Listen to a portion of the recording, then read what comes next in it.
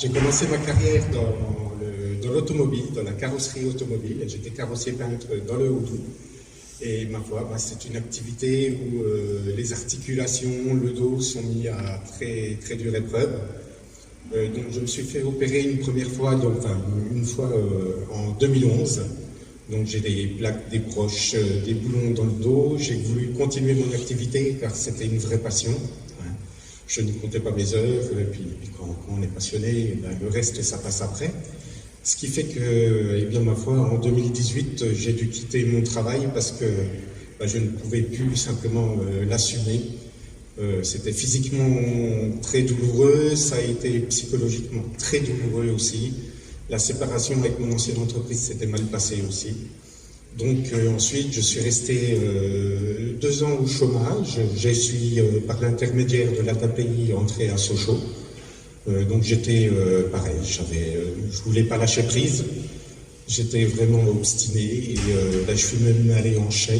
Donc j'ai bien fini d'achever ce qui restait de mes articulations. Et il y arrivé un moment, après le confinement, où j'ai dû jeter l'éponge parce qu'il y a des activités qu'on ne peut plus faire, même si on le veut. Ou alors on va vraiment y laisser sa santé. Donc s'en est suivi des périodes de doute, de perte de confiance.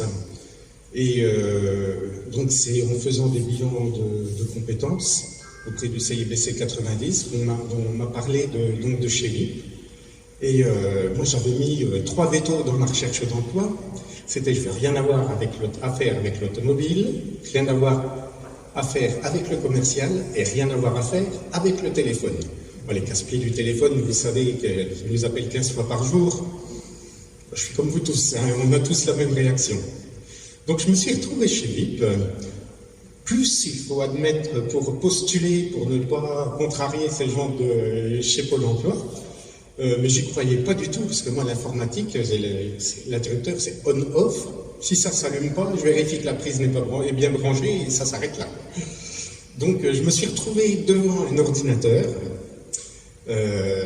ça a été pour moi assez comique et angoissant, on va dire.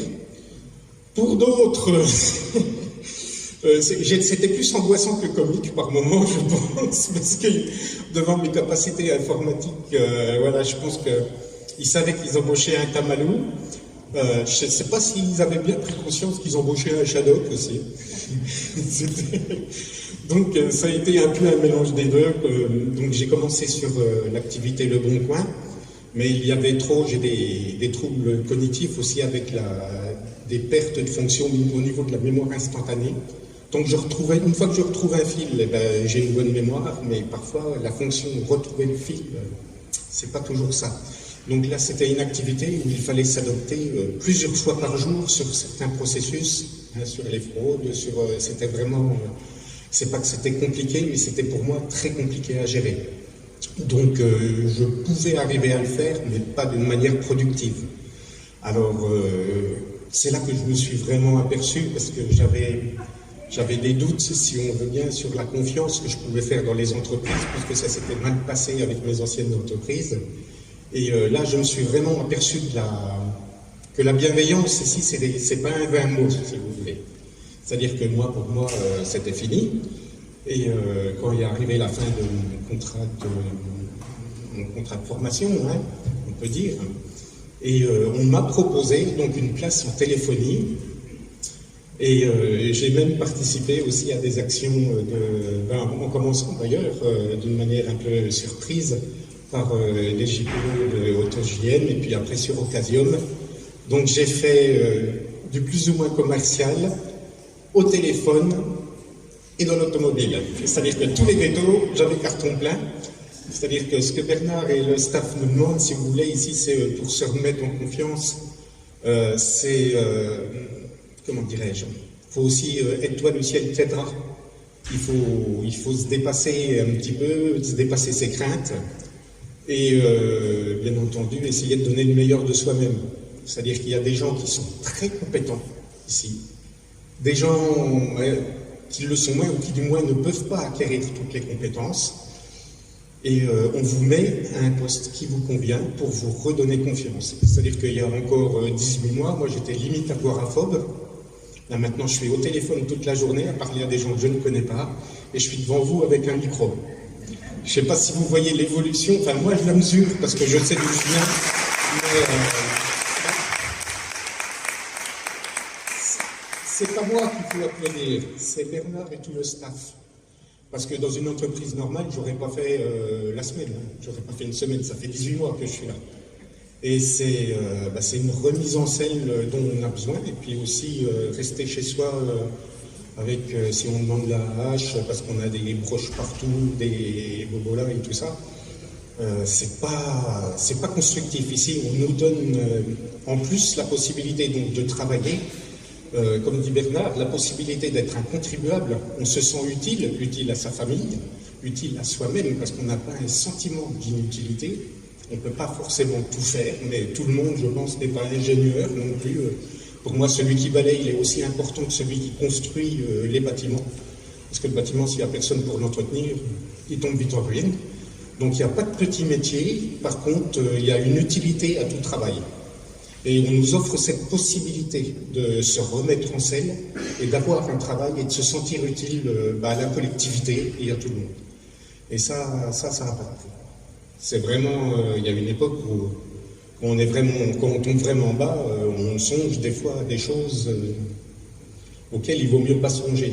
Mais quand un certain temps après, on est au milieu d'une équipe qui, on va pas dire qui vous chaperonne, c'est qui nous chaperonne un petit peu, mais qui nous pousse dans le bon sens et qui nous pousse à nous remettre en selle, mais en douceur, dans la bienveillance. Ça, vraiment, c'est quelque chose que j'ai jamais vu ailleurs. Vraiment jamais vu. Alors, Bernard, il a du mérite.